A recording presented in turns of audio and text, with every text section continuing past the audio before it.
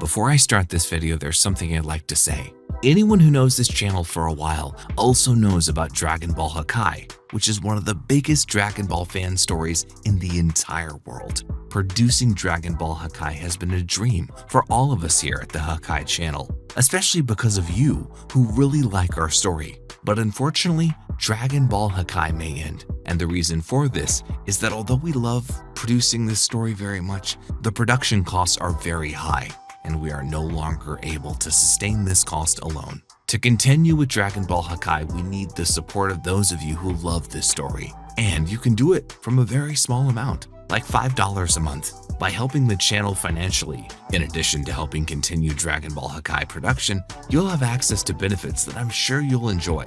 So, check out our Patreon to find more. I'll leave a link in the description of this video. I'm not kidding, guys. Dragon Ball Hakai needs you to stay alive, so please help us if you can. Hey guys, what's up? Here is Max. The Dragon Ball multiverse is gigantic and has a very vast and even complex mythology in some senses. As far as we know, there are currently 12 universes in Dragon Ball, but there have been at least 18. But we still don't have an official answer that explains how it all came to be. With this lack of official explanation, many theories arise, and there are many people theorizing about the 6 destroyed universes. Many people also talk about a possible revolt of angels, and what else exists out there are theories about this whole multiverse of Dragon Ball and the divine beings that make up this great existence. But have you ever wondered how all this was created, about how it all started? I decided to tell you a story about how everything was created in Dragon Ball and how this story can become a future saga of the franchise. Do you want to know better that story? So stay connected in this channel and let's go to the video.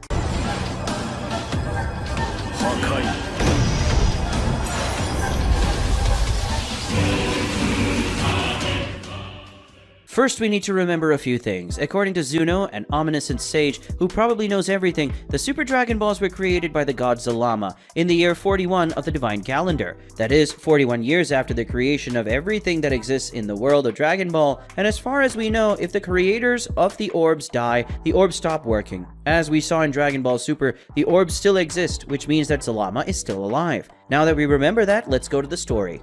ZENO decides to call all the angels and gods of all universes for an emergency meeting. And at that meeting, he and Daishinkan inform that recently, someone invaded the universes. And this invader, who belongs to a different dimension, is gathering the Dragon Balls. The only one who could sense the presence of this evil being was Daishinkan. The gods immediately want to go after this guy to kill him, since he has an evil aura. But before they go, Daishinkan informs that even if all the gods fought together, they would not achieve any results against the invader. Hearing this, the gods and angels ask ZENO to erase that being, and so everything would go back to normal. But Daishinkan says that ZENO couldn't do anything to stop the invader, even though he is the most powerful of all. And the reason is that he is forbidden to kill any of the angels. All the gods are very scared to know that the invader was an angel and wonder where this angel came from and why ZENO couldn't erase him. With so many questions, Daishinkan decides to tell them the full story. Even before the universes, ZENO and the angels existed, there was a being that was very lonely and decided to create an astronomical dimension. This being divided their dimension into 18 parts called universes, and then gave rise to his first creature that would be responsible for maintaining order in everything he created. This creature was called ZENO, but ZENO had a childish mindset and couldn't do anything right. It was then that the creator of everything called Zalama created 5 deities that would be responsible for creating life in all 18 universes. These deities were called archangels. It took the 5 archangels of Zalama 41 years to create life, planets, stars, and many other things. The work of the 5 archangels ended 41 years after the beginning of everything, that is, in the year 41 of the divine calendar. And so at that moment, Zalama finally creates the essence of his power, which are the 7 Super Dragon Balls, magical orbs that can do anything. In year 42, Zalama decides where in the multiverse his orb should go, and so he felt his work was done. At that moment, the creator went to his dimension, taking 4 archangels with him, and leaving only one who chose to stay to take care of little ZENO. This archangel we know as Daishinkan, the Grand Priest. Do you remember that Daishinkan was said to be one of the 5 most powerful beings in all universes? Yes, the other 4 are the other archangels. To help maintain order in the 18 universes, Daishinkan gathers the 7 Super Dragon Balls and asks Super Shenron to create the 18 angels who would be his assistants.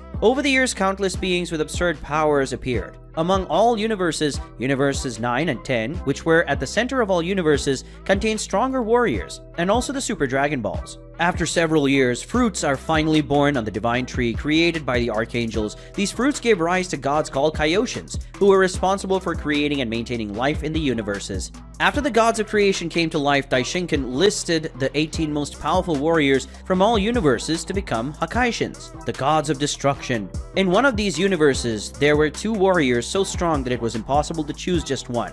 And in the end, 2 warriors from the same universe became Hakaishins from different universes. These gods were 2 brothers who had a great rivalry, and their names were Beerus and Champa. Champa was sent to represent Universe 9, while Beerus was in charge of Universe 10. After a long time, 6 gods of destruction decided to unite and revolt against ZENO, since they did not respect him as the supreme deity because they thought he was stupid and weak. These gods began to attack all universes, destroying everything in their path. Daishinkan tells ZENO that it was a mess and that he could do his first work as an absolute god. That way, ZENO simply raises his hand and destroys 6 entire universes, making the 18 universes become 12. To prevent this uprising from happening again, ZENO assigned each of the angels to supervise and train the 12 Hakaishins. After the destruction, all universes were renamed. For example, Universe 10 became Universe 7, Universe 9 became Universe 6, and so on. The Super Dragon Balls are in the same place, but now the universes where they are have a different name, and these universes continue to be commanded by the same gods, Beerus and Champa. Now, forgetting the past and returning to the present. After Daishinkan explained all this, all the gods were terrified to know that a force greater than ZENO was behind all that confusion. After the Grand Priest's explanation, the Archangel manages to gather the Super Dragon Balls, and before leaving for his dimension, he sends a message to all the angels and gods of that world, saying that in 1 year, he will ask for Shenron to destroy all universes, ending the creation of Zalama. After the warning, he leaves. Daishinkan says he knows how to go to that world, but no angel or deity can get through to the portal, and ZENO's powers don't work on the other side. So Daishinkan tells the gods of destruction to select the strongest mortals from their universes and send them in search of the Super Dragon Balls. Daishinkan says that he managed to open a portal at the moment thanks to a gap that the invader ended up leaving after opening this portal, but he would not be able to leave it open for a long time. So he asked the gods to go quickly after the strongest warriors, and as a reward to stop the Archangel's plans from the other side, they will earn the right to never be erased by ZENO, and a request for Super Dragon Balls. And so another Dragon Ball saga begins, returning to focus on the search for the Dragon Balls, as it was at the beginning of the franchise, but this time on a much larger scale.